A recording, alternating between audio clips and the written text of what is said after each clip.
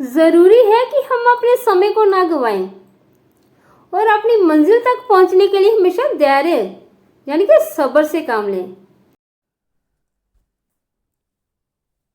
एक साधु था, वह रोज घाट के किनारे बैठकर चिल्लाया करता था, जो चाहोगे सो पाओगे, जो चाहोगे सो पाओगे।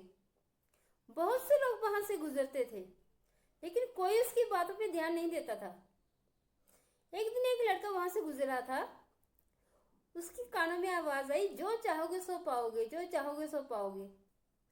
लड़के ने देखा कि वहां एक साधु बैठा हुआ है, जो जोर जोर से चिल्ला रहा है, जो चाहोगे सो पाओगे, जो चाहोगे सो पाओगे। लड़का साधु के पास जाता है और पूछता है, महाराज, आप बोल रहे हैं कि जो चाहोगे सो पाओगे, क्या मुझे वो सब मिल सकता है जो मैं चाहता हूं? साधु ने लड़के से कहा, हाँ, जो तुम चाहोगे वो तुम्हें मिलेगा, लेकिन उसके लिए तुम्हें मेरी एक बात माननी पड़ेगी। पहले ये तो बताओ कि तुम्हें चाहिए क्या? लड़के ने कहा कि मेरी एक ख्वाहिश है, मैं हीरो का बहुत बड़ा व्यापारी बनना चाहता हूँ। साधु ने कहा, बेटा, मैं तुम्हें एक हीरा और एक मोती देता हूँ, इससे तुम जितने चाहो उतने हीरे मोती बना सकते हो।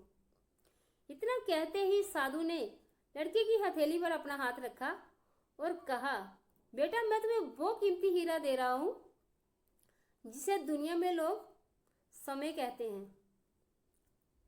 इसे तेजी से अपनी मुट्ठी में पकड़ लो और कभी गवाना मत। इससे पहले कि लड़का कुछ सोचता, साधु ने उसकी दूसरी हथेली पकड़ी और बोला, इसे पकड़ो, मैं तुम्हें एक बहुत ही कीमती मोती दे रहा हूं। इसे लोग दुनिया में धैर्य कहते हैं, यानी कि सब्र।